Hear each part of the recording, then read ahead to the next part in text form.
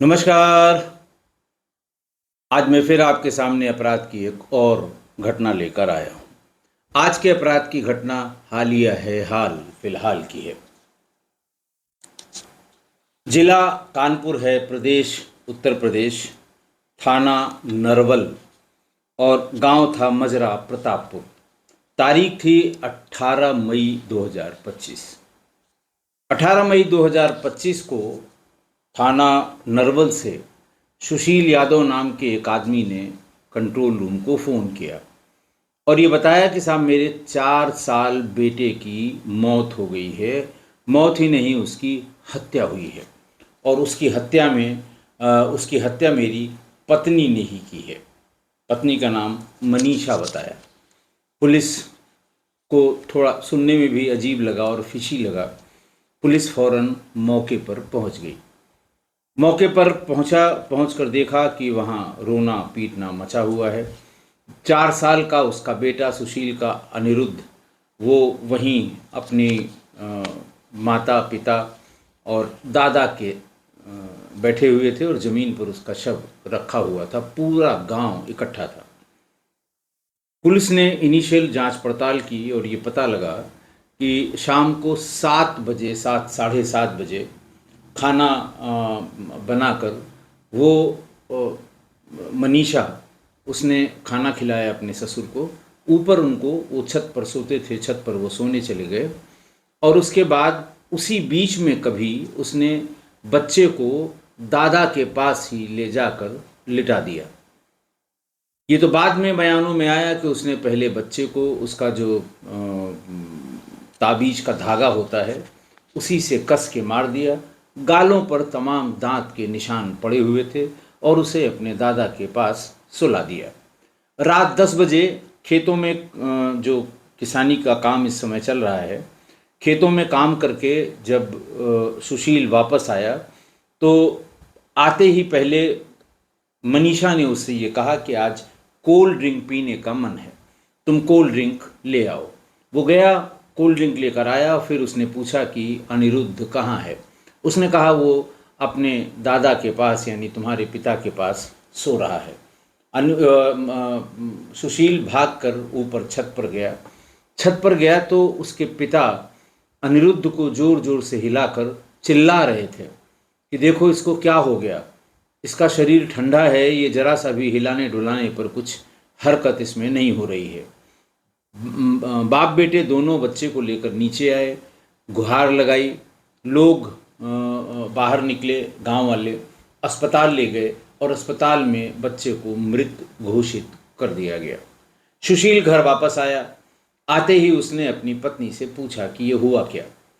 Doctor ने ये बताया कि देखिए गले में कसावट लगी हुई है और चेहरे पर खरोंच के और स्पष्ट रूप से दांत के निशान हैं।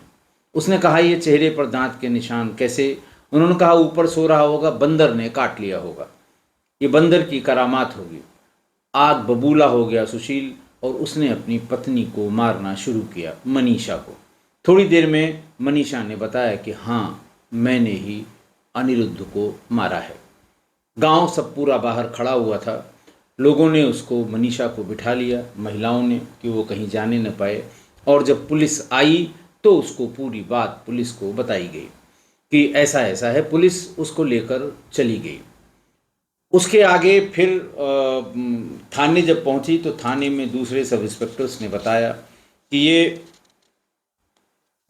लड़की मजरा प्रतापपुर की जो बहू है मनीषा, इसकी शादी हुई थी 2019 में। फतेहपुर खागा, जिला फतेहपुर की ये रहने वाली थी और शादी के बाद से सब कुछ ठीक ठाक चल रहा था। शादी के बाद से इसके 3 बच्चे हुए और अनिरुद्ध ये तीसरा बच्चा था। 2 बच्चों की भी इसी तरह साल और 1.5 साल के अंतर में की उम्र में उनकी संदिग्ध परिस्थितियों में मृत्यु हो गई थी। पुलिस ने बताया कि साहब इसकी पंचायत थाने पर भी हुई थी, आज से कोई 20 दिन पहले। पंचायत यूँ हुई थी कि मनीषा गांव के ही एक लड़के के साथ भाग गई थी। विकास यादव उसका नाम था। पति ने विकास और अपनी पत्नी के खिलाफ एक मुकदमा लिखवाया या दरखास्त दी थाने पर। पुलिस ने दबाव बनाया, परिजनों ने दबाव बनाया, क्योंकि विकास भी गांव का रहने वाला था। सब ने दुहाई दी कि भाई बच्चा घर में है एक 4 साल का, और उसको कौन उसकी परवरिश करेगा। और उस दुहाई के बाद पुलिस ने उन दोनों को वो पुलिस अरेस्ट करके या उनको डिटेन करके थाने पर ले आई।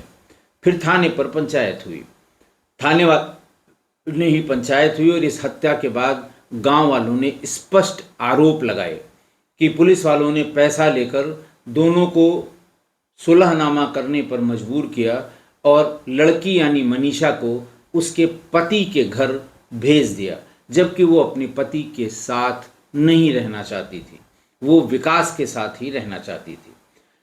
घटना के बाबत ये बताया गया कि वो 3 दिन पहले ही पुलिस ने ये समझौता कराकर मनीषा को विकास के घर मनीषा को सुशील के घर यानी अपने पति के घर भेज दिया था। और 3 दिन से ही उसके पति और मनीषा में इस बात को लेकर झिकझिक हो रही थी कि तुमने बहुत गलत किया, समाज में हमारी इज्जत कम हुई, तुम उसके साथ भाग गई। इस तरह की बातें आपस में दोनों के होती रही। ये बात उसको बहुत नाखुशगवार गुजरी। फिर उसी 18 मई की रात आई, उसने तय कर लिया कि अब हमें इस बच्चे से ही छुटकारा पाना है, क्योंकि सब लोगों ने बच्चे का ही नाम लेकर दबाव बनाया था मुझे वापस करने के लिए। लिहाजा उसने ये तय कर लिया कि हमें ये काम करना है। 7 बजे, शाम को 7 बजे मनीषा और अनिरुद्ध घर पे गए थे और सुशील शाम को 6 बजे ही खेतों पर काम करने गया था।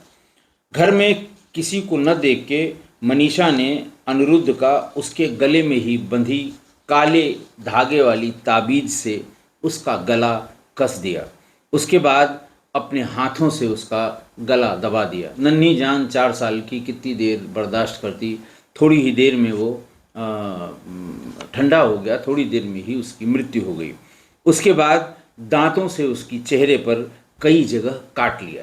दिमाग देखिए, महिला ने तो ये सोचा कि हम ऐसा फूल प्रूफ काम कर रहे हैं कि कभी कोई मुझे छू नहीं पाएगा, कभी मेरे ऊपर कोई शक नहीं करेगा।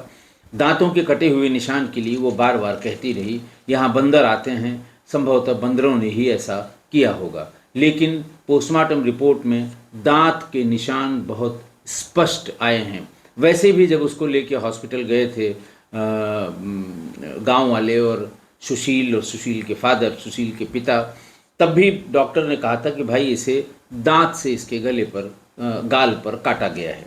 खैर ये सबको पता लग ही गया था।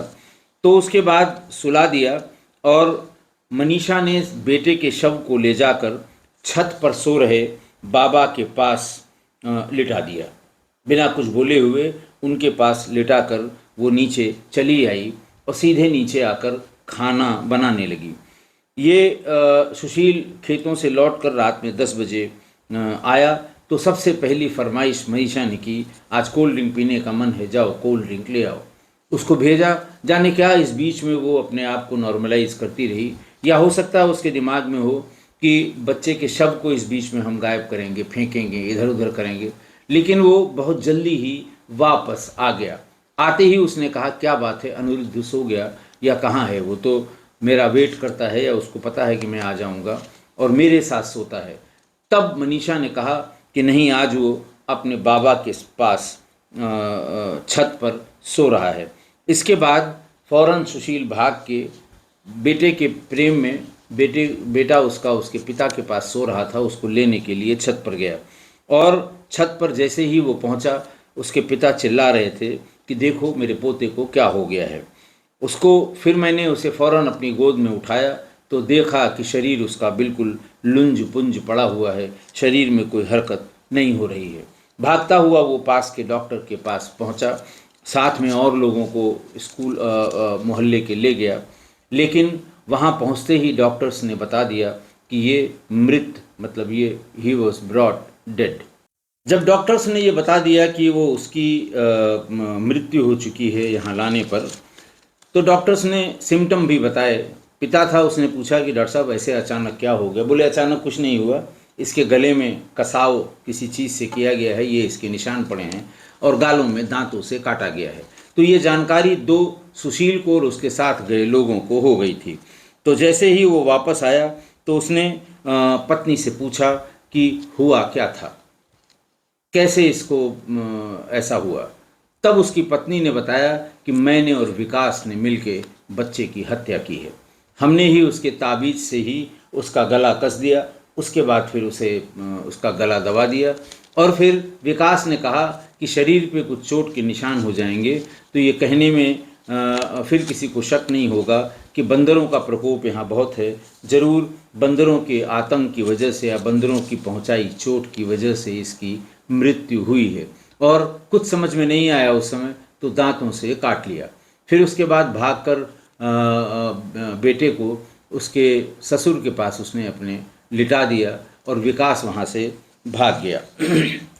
इसके बाद पुलिस ने पूछा कि तुम विकास के साथ कब गई थी और कब लौट के आई?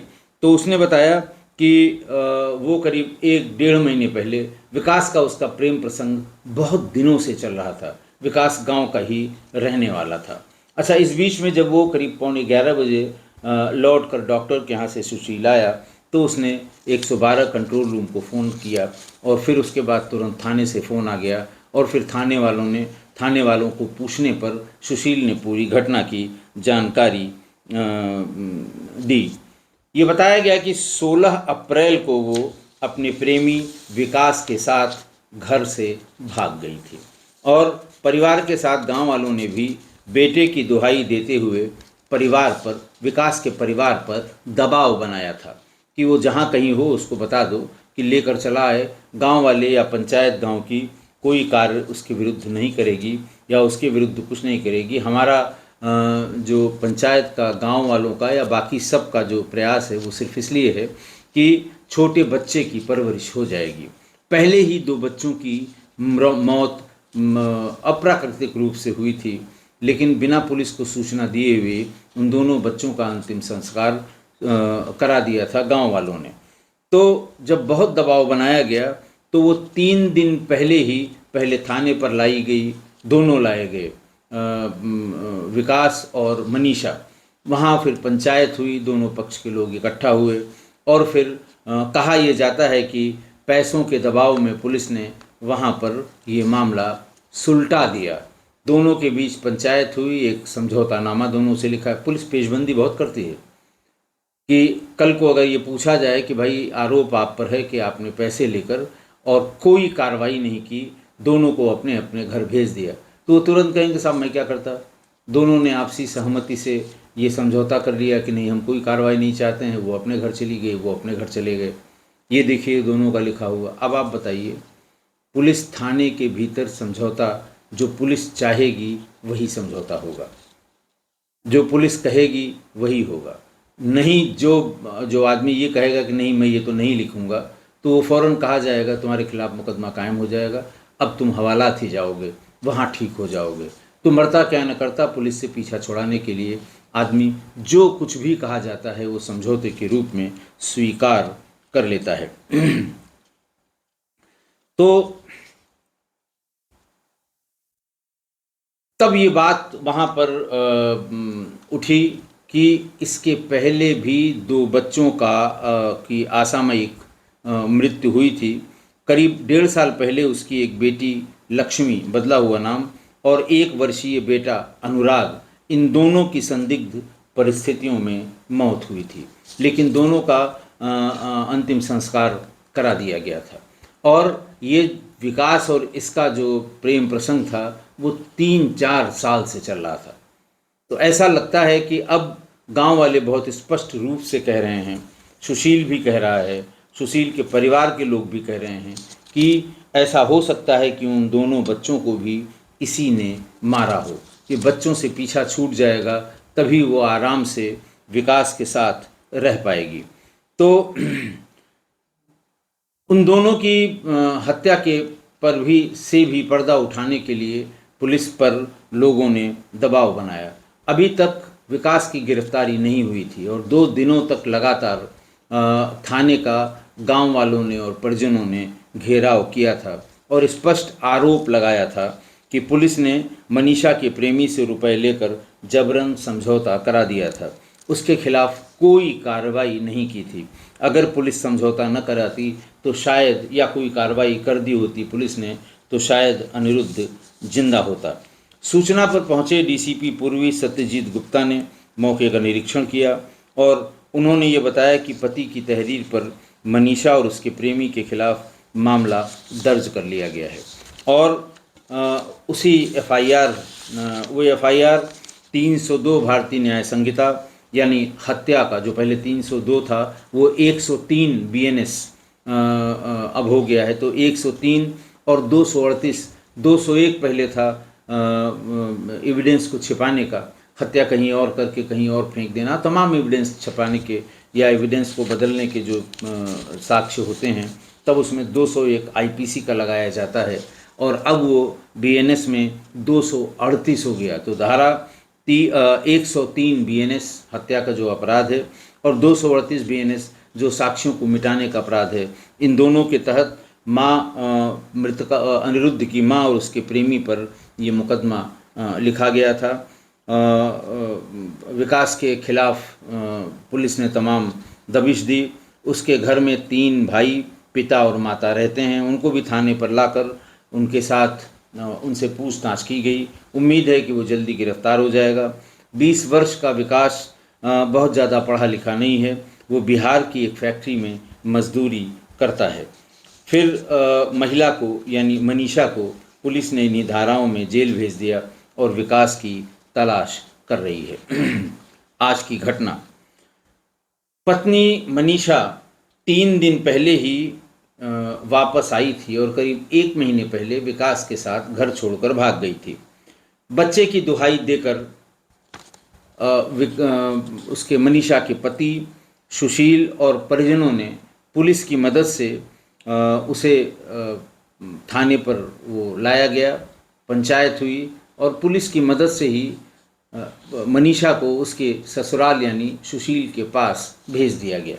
सुशील ये बताता है, उसने बयान में बताया कि वो आने को आ गई थी, लेकिन वो कहती थी कि मुझे ज़बरदस्ती तुम्हारे पास भेजा गया है, मैं विकास के साथ ही रहूँगी। तो पुलिस पर ये भी आरोप है कि उसने ज़बरदस्ती इन लोगों को लड़की को ससुराल भेज दिया। और सुशील से यहीं पर चूक हुई कि जोर दबाव देकर ज़बरदस्ती जब उसे भेजा था तो उसके साथ इस तरह की जोर ज़बरदस्ती नहीं करनी चाहिए थी। अगर पुलिस इस तरह का समझौता करा भी रही थी तो उसे कहना चाहिए था कि भाई इसकी जिसके साथ मर्जी हो ये जा सकती है, मैं लिख के देता हूँ, लेकिन ऐसा नहीं हुआ। देखिए, महिला जब घर से जाती है तो उसके 2 ही कारण होते हैं।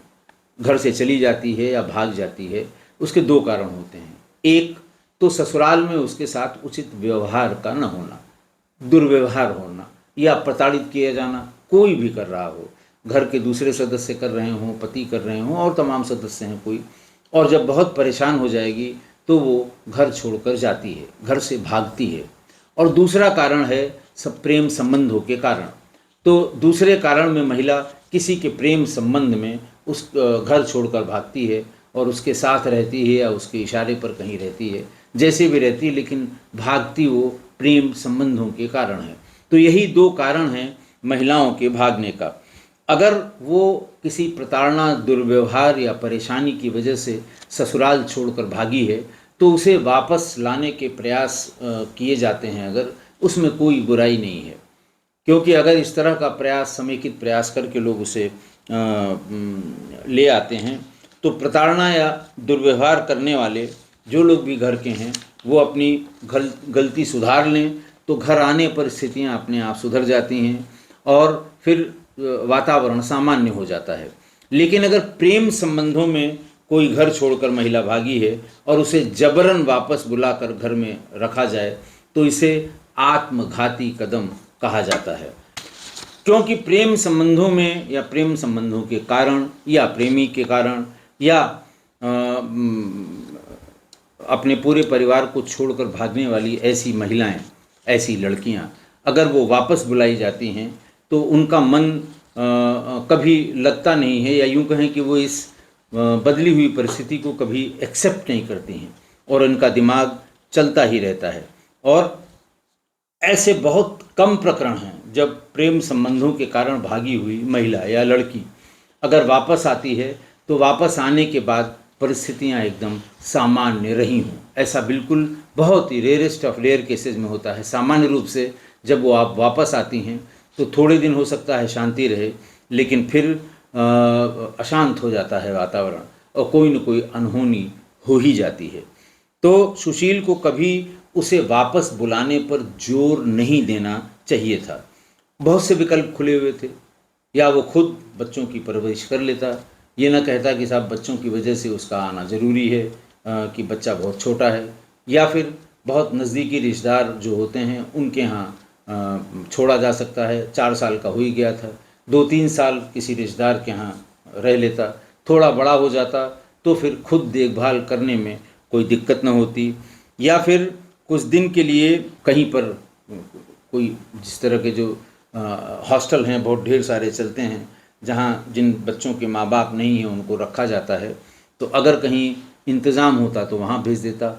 और फिर कहीं इस तरह की कोई बात ना हो पाती, दूसरी शादी कर लेता। कौन सी ऐसी आफत हुई थी?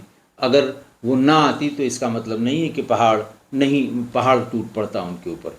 तो बहुत से विकल्प खुले हुए थे, लेकिन फिर भी उसने उसी को दबाव डालकर बच्चे के खातिर अपने घर पर बुलवा लिया। पुलिस ने उसकी मदद की और फिर जब वो आई तो आते ही उसने पहले इसी बच्चे को मार डाला और ये कहा कि इसी की वजह से या इसी की आड़ में या इसी की दुहाई देकर मुझे मेरे प्रेमी से अलग किया गया है। हम इसे ही ख़त्म कर देंगे ताकि हम अपने प्रेमी के साथ आराम से रहेंगे। फिर इस सोच के साथ उसने अपने ही बच्चे को, जिसको 9 महीने पेट में पाला उसने और उससे जरा भी मोह नहीं लगा, उसे स्वयं ही उसने मार डाला, सिर्फ अपने प्रेम संबंधों के खातिर। और एक बार जब ये बात खुली, सुशील ने जब ये बात सुशील को जब पता लगी, उसी से इस बात को कहलवाया, तब फिर पुलिस ने इसकी FIR कराई। और तब उसे ध्यान आया कि उसके पहले भी उसके 2 बच्चों की ठीक इसी तरह रहस्यमयी परिस्थितियों में मृत्यु हुई थी और अब उसे पूरा यकीन हो गया था कि उन दोनों को भी इसी ने मारा होगा। लेकिन कोई कार्रवाई नहीं हुई, कुछ नहीं हुआ उसमें, तो उसे लगा कि उसी तरह इसको भी मार कर अब हम जब एक बार भाग ही गए हैं तो फिर उसके साथ भाग जाएंगे। इसलिए मनीषा जिस कारण से भागी थी, मैंने आपको बताया कि किस कारण से वो घर छोड़कर भागी थी। तो मनीषा जिस कारण से भागी थी, उसी कारण से यदि कोई महिला घर छोड़ दे तो उसे कभी भी दबाव देकर वापस नहीं बुलाना चाहिए, क्योंकि आप उसे बुलाएंगे, परेशानी आपको ही होगी। आशा है आप मेरी इस बात से सहमत होंगे। आज के लिए इतना ही। बहुत बहुत धन्यवाद।